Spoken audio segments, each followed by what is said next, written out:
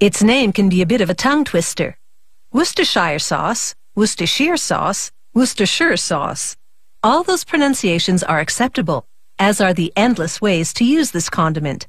From flavoring beef recipes and salad dressings, to joining tomato juice and vodka in a Bloody Mary.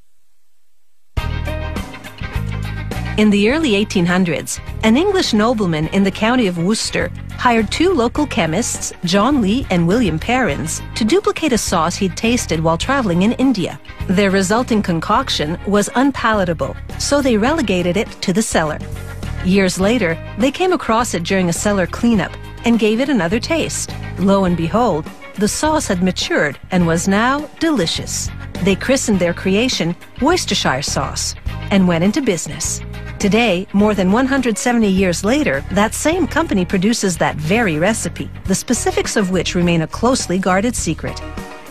The process begins with onions and garlic, pickled in malt vinegar for 1 to 2 years.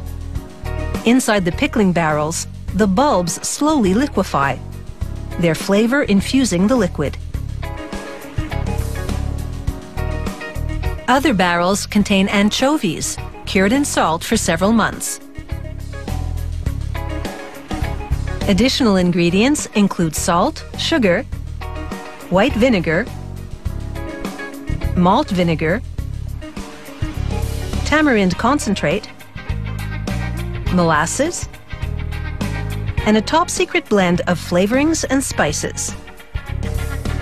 Starting with the 2 vinegars, workers pour the ingredients, one at a time, into gigantic blending tanks. There goes the tamarind concentrate. Now the anchovies.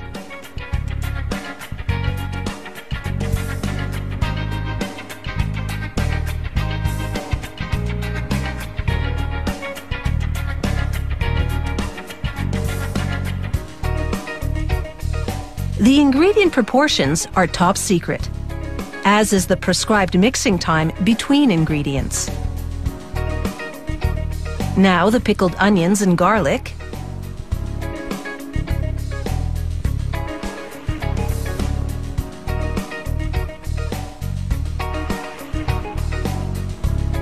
sugar and salt, and that secret blend of flavorings and spices. Next, they pump the mixture into maturation tanks. There, over the course of several months, the ingredients age and interact with each other, undergoing complex changes in their natural chemistry, which produce the sauce's distinctive flavor. Agitators rotate intermittently to keep the ingredients well blended. The sauce then goes through a sieve, then through a press, followed by another cycle of blending and straining. The sauce is a smooth liquid by the time it progresses to the next phase, pasteurization.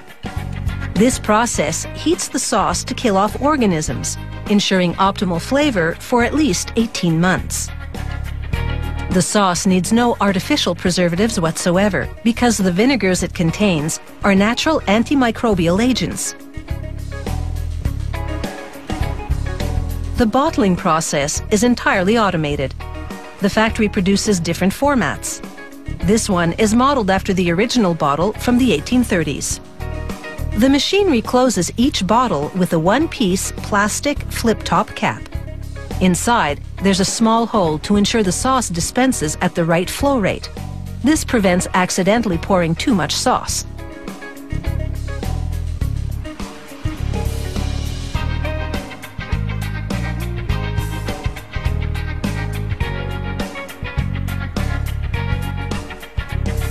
As each bottle enters the labeling machine, an arm descends onto the cap.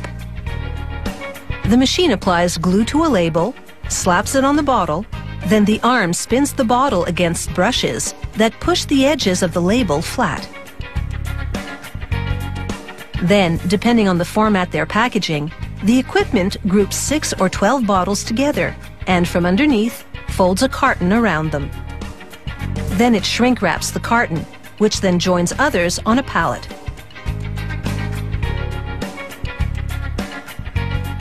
The production process and recipe have remained essentially the same since Worcestershire sauce was first bottled in 1835.